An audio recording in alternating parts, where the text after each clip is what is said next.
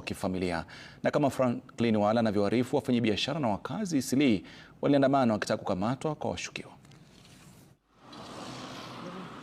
Dukuduku na upelelezi wa polisi umefichua jinsi mshukiwa wa mauaji ya Amina Abdirashid, Nuseiba Abdi na Waris Daudi alivyozunguka jijini Nairobi akitafuta sehemu za kutupa miili za watatu hao.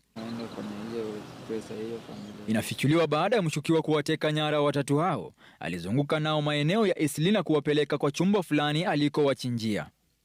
Data ya simu ya mmoja waliouawa inaashiria simu ilikuwa kwenye barabara ya General Waruinge, barabara ya Hombe, na ikazimiwa Pangani.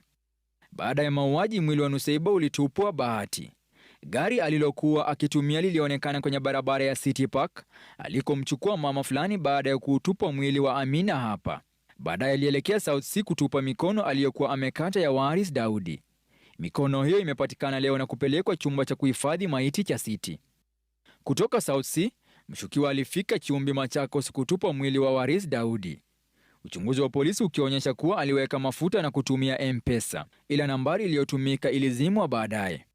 Kunaye mama anayehojiwa na polisi na ambaye anadai vilevile alikuwa ametekwa nyara pamoja na waliouawa. Hello guys, and welcome back to Mora TV. So guys, the Eastleigh area of Nairobi is really devastated this morning after the knowledge of 3 people who died, people from the same kin, or in other words from the same family. It is a sad moment for that family, a sad moment for Eastleigh, and a sad moment for the whole of Kenya, because it's really hurting how abductions are happening around this country, like it has become a norm, and that is not something that we should be taking as a norm.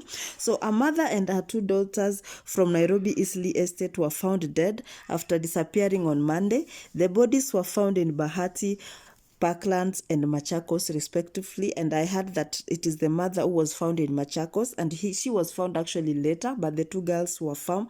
So the news is that one of the girls was the niece, not the daughter. We are not yet sure if it was these 2 daughters or 1 daughter and a niece. So they were actually found with the same stabbed wounds on the back, and it was a gruesome murder, if I should say the least. The three were Waris Daud, Swahiba Dahir, and Amina Abdulhahir. So the girls were 11 and 22 years old. They had left home in the evening to go and in search of their mother, who had gone missing during the day. And when they went there, when they were going to see, somebody called and told them that their mother was in a certain car. So when they went to that car, that is how these other girls were abducted and this murder happened. Okay, so when they left to go and to look for the mother, it was around 5:30 in the evening. That is on a Monday, and they were found yesterday. That is like 3 days later, and it's really, I don't know, guys. Let's just go through this shit. We remember the killings that happened and in Kware, the way people were being, thrown into that place like they were just objects and not human beings that were once breathing. And I feel like abductions have become so rampant in Kenya, and it's starting to worry us because the police don't seem to be doing anything, because I saw people really voting for this family so that they can find the murderer, and I really wish they do, because it's really, in Kenya, many murders are not solved easily. They just go unnoticed, and it's very sad that your kin is just killed brutally and thrown somewhere, because according to the police, these people seemed like they were killed somewhere else, and they were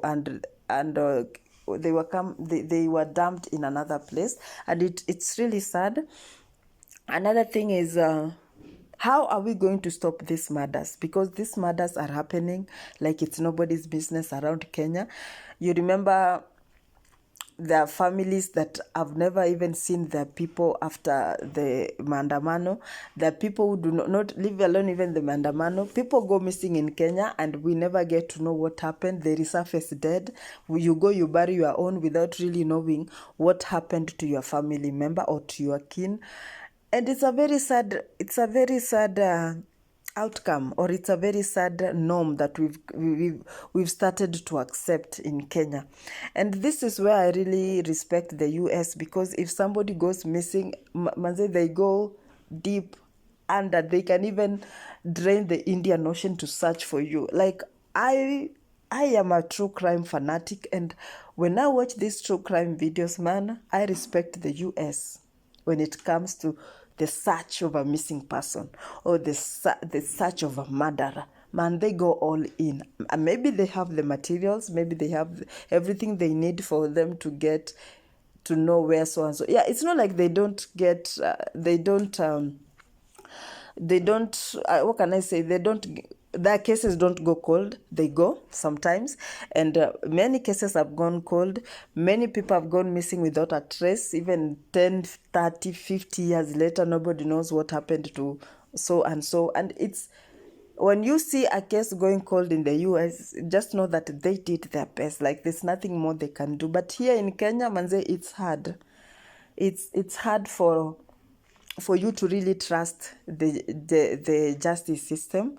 It's hard for you to even trust that this person will be brought to book if any of your kin goes through something because of someone. It's very easy for this someone to actually go scot-free.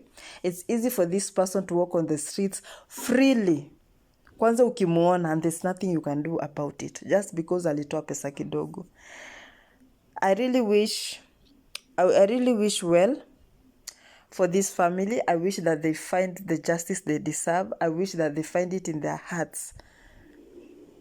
I don't know, not to forgive. I don't even want to say that word, because there's no way. They find it in their hearts to accept, because it's not easy to accept that someone is gone. But we also know that there's nothing you can do when someone actually dies. The only legacy we can give these people is to find out what actually happened to them. And that is the best way to remember, or to what can I say it, to respect their send-off, So guys, I don't know what to say, but we really send our condolences to this family. We wish that the judicial system or the police really get into this matter and solve it in the best way possible. Yeah. Thank you guys. Subscribe, like, share, and above all, comment down below, and stay tuned for the next one. Thank you.